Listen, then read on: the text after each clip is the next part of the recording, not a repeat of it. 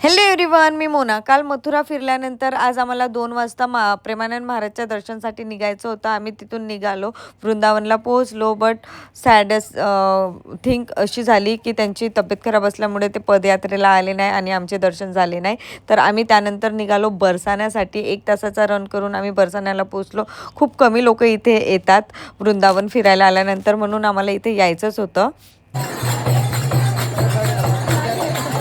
तर मी second time Mathura आलेली आहे. बट फर्स्ट टाईम मी एवढे सारे प्लेस काही व्हिजिट केलेले नव्हते. तर मला बरसाना यावेळेस यायचंच होतं.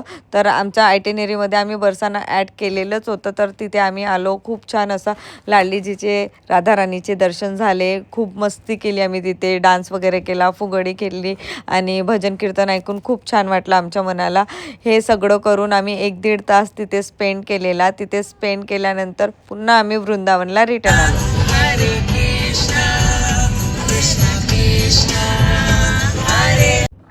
वृंदावनमध्ये खूप छोट्या छोट्या गल्लीमध्ये मंदिर आहे, त्यामुळे ड्रायव्हरने आम्हाला तिकडे सोडलं आणि तिथे मग आम्ही मॅक्सी केली मंदिरपर्यंत यायला.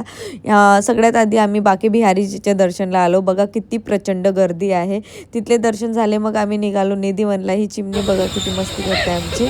तर अशी मस्ती मजा करत करत आम्ही निधिवनपर्यंत पोहोचलो. निधिवनला पोहोचल्यानंतर ही प्लेस पण मी आधी व्हिजिट केलेली नव्हती, तर इथे मला यायचंच होतं. तुम्हाला कसं वाटत? त्यानंतर गाईड आम्हाला काही इन्फॉर्मेशन देत होता, ते सगळं आम्ही त्यांचं ऐकलं. त्यानंतर विधिवनची परिक्रमा केली.